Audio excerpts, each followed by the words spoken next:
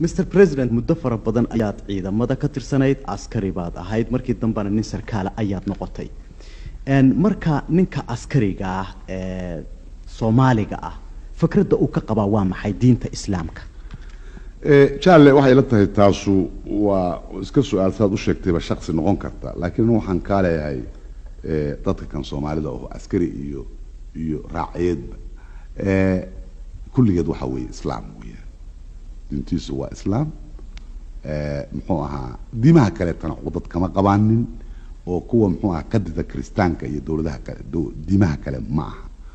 marka askariguna ummadiisa iyo luxariya waxaan se ku xusuusinayaa askarigu xagee ka yimid shucbigu wuxuu qabaa ayuu askariguna qabaa haddaan soo koobana waa Islaam baan ku leeyahay Mr. President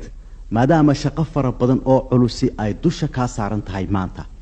waqti kugu filan miyaad u haysataa caruurtaada iyo xaaskaaga waxaan filayaa inaad u wado war mas'uulka dalka ka saaran ka sokow mas'uul aaciladeed baa ku saaran familygaaga mas'uul baa ka saaran see u gudataa inaad leedahay baan qabaa hadalkaaga su'aasha dalkaas inuu socoto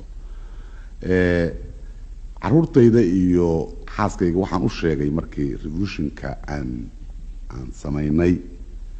waxaan u sheegay muddo dheer baan soo dhaqaaleynay soona tabcahayay waxaan moodahayay sidii hab ugu wanaagsanaa inaan ku soo tabcahay waxaan ku iri maalinta war wixii maanta ka dambeeya caruurta Soomaaliyeed oo dhan u wada shaqeynayaan kaliya idin shaqeyn maayo marka wixii adiga baahantiin idin la diyaar baan laakiin raajo inaad isku filaataan markay u badato bishii 2 goor baan u tagaa haddii kalena oo hawshu ii didana uma tago laakiin sababteeduna waxa weeye caruurta Soomaaliyeed oo dhan inaan u shaqeeyo waa goostay iyadaanan ku shaqeynaya iyaguna waxay ka mid yihiin caruurta Soomaaliyeed oo aan u shaqeynayo mar badan oo hadeed danahooda oo la kayga ah khaaska ah shakhsiga ah aan hadeed wixii tala ah iyo wixii taageerana waa jiraan laakiin waajibka iga saaran iyaga iyo kan wadanka iga saaran ilmaha Soomaaliyeed iga wada saaran waxaan fadli yeelaa midka iga saaran dadka iyo ilmaha Soomaaliyeed Mr. President intii towradu ay dhalatay xukunka aad la wareegteen shaqadaadu ay badatay mas'uuliyadda ku saaran ay badatay noloshaadii sidee bay isu bedeshay haddaan runlow noqdo jaalle waxaan oran karayaa shaqadu way igu korodhay waana igu badataan oran karaay markaan runlow noqdo oo waxaa dhici kartaa inaan habeenkiina seexanin marar badan maalintiina aan ku xiriiriyo ayaa dhici karta laakiin haddana waxaan moodahayaa waxa aan u shaqeynhayaa wax qiimo weyn ay yihiin dadka Soomaaliyeed iyo noloshooda iyo xornimadoodii hore oo kacooda iyo wanaagooda inay tahay haddii noloshu ama dhib ha mudato ama yeenan mudanine mar haddaan hawshaas gobta ah randhiiska dambana u yeelanaya ilmaha Soomaaliyeed aan hayo dhibaatada isoo gaaraysa maba kasabaani maba gartaba maalinta un baa gudubta muxuu ahaa xisaabtaysu waxay ku fadhidaa maxaad maanta qabatay wax dadkii Soomaaliyeed wax u tarab ma qabatay mise maalin si xun kugu dhaaftay bay ahayd aad waxaan u caroodaa markii aanan dadka Soomaaliyeed wax tara aanan maalintaas u qabanin markaasaan aad u caroodaa una shallaayaa maalintii dhaaftay oo aan soo noqon doonin caafimaadkaygu aad buu fiican yahay ilaa maadaha ku gaadhe xogayguna walow oday baa taa la yiraahdo anigu kullayba niyada oday kama hay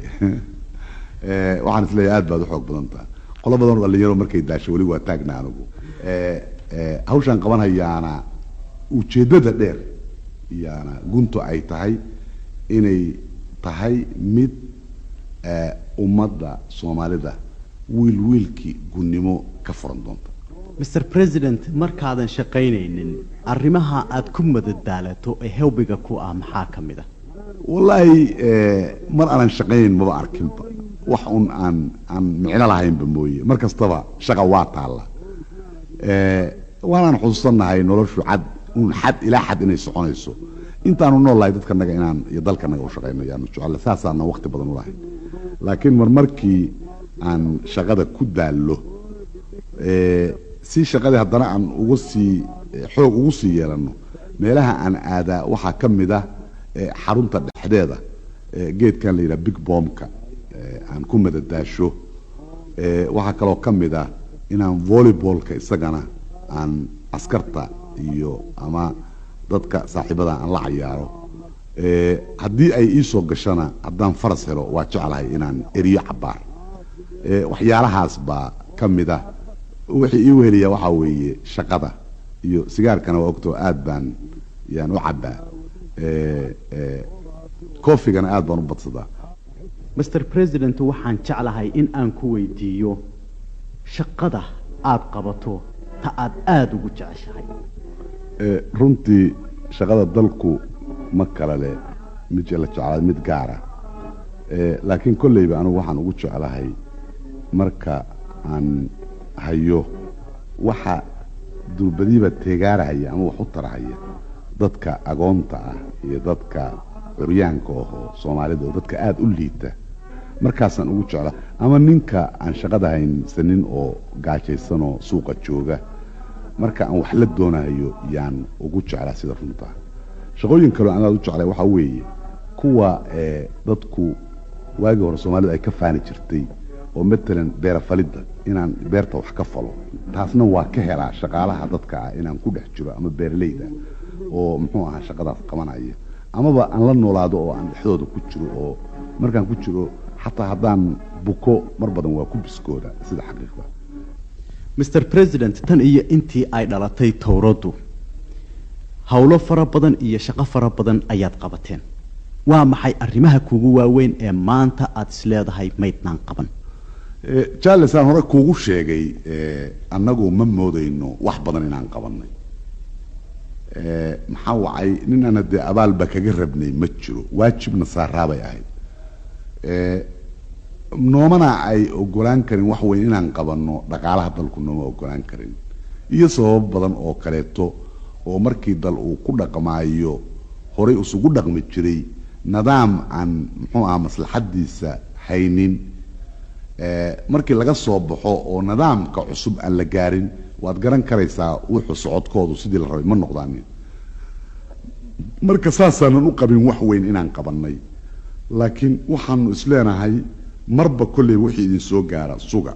waxaanan qabnaa waxa Soomaaliya u baahan tahay wax fara badan inay yihiin oo in la qabtaa xaq ay tahay dhaqaalaha wax badan bay u baahan tahay in laga qabto tacliinta wax badan bay u baahan tahay in laga qabto caafimaadka wax badan bay u baahan tahay in laga qabto xagga dhismada aadamanimada sharafkiisa iyo gobonimadiisa wax badan bay u baahan tahay in la qabto marka jaalle inta caruur Soomaaliyeed ay gaajo u dhimanayso ama qof Soomaaliyeed uu cudur u dhimanhayo sideeba aan marka ugu marayn karaynaa inaan wax qabanay sideebaan ugu marayn karaynaa wax badan oo aan qabanaa inay noo dhimanayn inta kuwa badan oo Soomaaliyeed ay guun yihiin sideebaan ugu qaadan karnaa inaan wax qabanay sideebaan ugu qaadan karnaa wax badan oo aan qabanaa inay noo dhimanayn waxaanu leenahay tira kuma gaaro waxa in la qabtaa ay dhiman tahay aad bay u ballaaran oo aanu isleenahay ad qabateen balse annaga idin waxa weeye maalin walba meeshii aan qabanaa waa inay meel sugan noqotaa ee wax dhalanteeda waa inay noqon waxaanu qaban karno inaan qabanno waxaanan qaban karin inaanan u dhuun taagin waqti aan munaasib ahayn anagoon gaarin waqtiga munaasibka mid walba inaan sugno ayay tahay taladanadu Mr. President waxaa jira dad fara badan oo Soomaaliya oo ku dhaqan dalalka dibadda oo qaarkood muddo fara badan ay dalalka dibadda ku dhaqnaayeen oo markii ugu horeysay maanta codkaaga maqlaya Mr. President fariinta aad dadka maanta gaarsiinaysaa waa maxay waxaan gaarsiinayaa ummad walba adduunka joogta taariikh bay leedahay dadka Soomaalida oo dibadda jooga waxaan gaarsiinayaa aan una dirayaa waxa weeye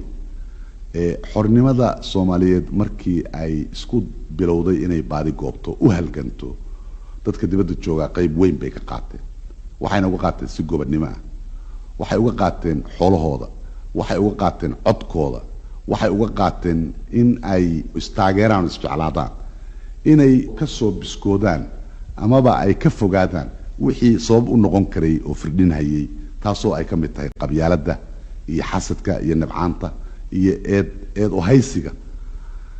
door weyn bay ka ciyaareen markii loo halgamayay xornimo doonka Soomaaliyeed ayaan darro waxa ahayd markii xornimadii la helay sidii maamulkuba halka uga xumaaday iyagana maamulkii inuu ka xumaaday marka wax walba waxaan leeyahay taariikh waa yeeleeyeen taariikhdoodii hore waa fiicnayeen waxaan kula talinayaa taariikhdoodii hore to fiicneed inay dib ugu sii noqdaan